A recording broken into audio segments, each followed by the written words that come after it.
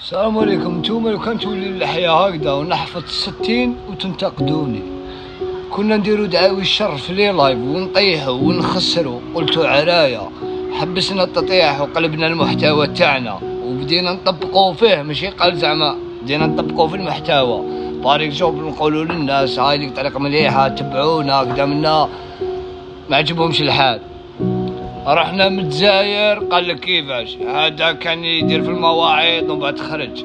كنت ناكل الدواء وندير دعاوي الشر في لي لايف قدام الناس، قال لك ما يحشمش، هذا راه يفسد لنا في المجتمع.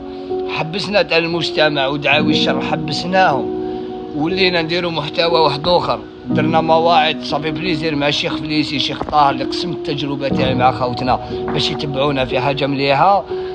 قال لك كيفاه هذا بلاك واش جبتوه هنا درنا موعظه. اوكي، خرجنا من البلاد وجينا لهنا.